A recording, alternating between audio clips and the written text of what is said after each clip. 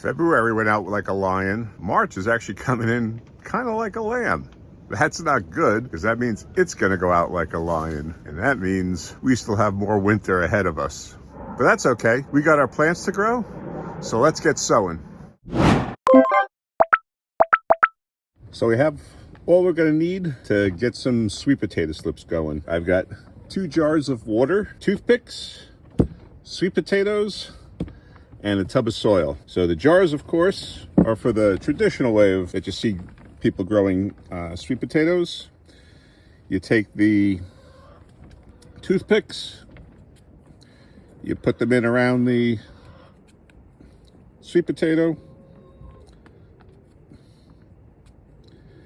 and then you plop them into a jar of water.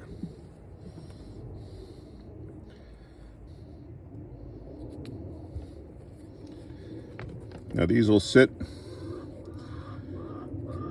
and they should produce sweet potatoes slips for a long time. And you just keep refreshing the water as it drops down, because you don't want it to get too low where the bottom of the sweet potato can't reach it. And eventually slips will start growing out of this. Roots will grow down into the water, drink up the water. As more roots grow, it's going to drink up a lot of water faster, so you'll have to replenish the water in the jars more often. That's the simplest way you can do it, but I heard it takes a long time to do it that way. A faster method, supposedly, is actually burying the sweet potatoes in soil. So all I'm going to do, not completely bury them, although I guess you could, is just there's a little bit of soil still in the bottom underneath this, and I'm just pushing it down in.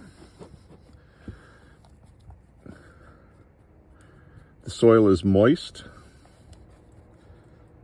That's it for that as well. These are store-bought sweet potatoes.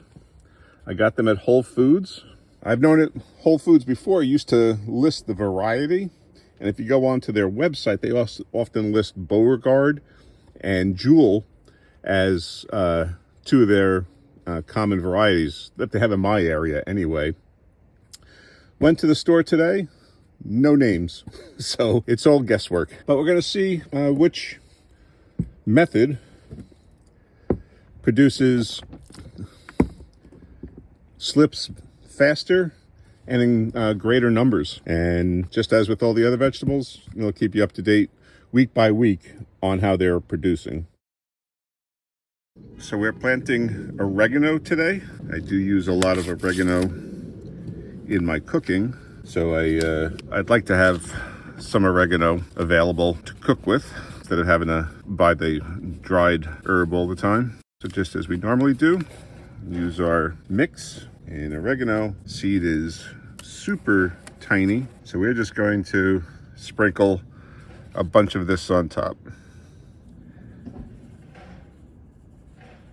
With this, I'm going to just use vermiculite on top. I'll show you a different way of covering your seeds. That should allow for water retention and also allow the seeds to come up easily through the vermiculite once they germinate. And then, just as always, water them in. So we'll take our stick with the name on it and we'll pop it in. We actually have a couple more vegetables to plant today. We're going to be redoing our cauliflower. Just didn't sprout. So I went and I picked up more seed. I mean, the seed that I used was last year's seed, and cauliflower should definitely last for more than a year. But since it didn't, and I'm not sure if that was the cause or some other reason, we're going to be planting some early Snowball X. I'll sprinkle a few of these on top. So I'm going to again cover with just vermiculite. This, you can go a little bit heavier, not much, but a little bit heavier, only because the seeds are a little bit bigger. And water them in, and we'll label it. The last one we'll be planting this week is the rosemary. We planted this one before, and we only had one seed germinate. I'm going to try and plant some more. Sprinkle the rest of the seed onto the packet, onto the soil. Probably don't need more than one plant after it gets established, but to make sure you have the best chance of growing, always like to have a little bit of backup. And label it.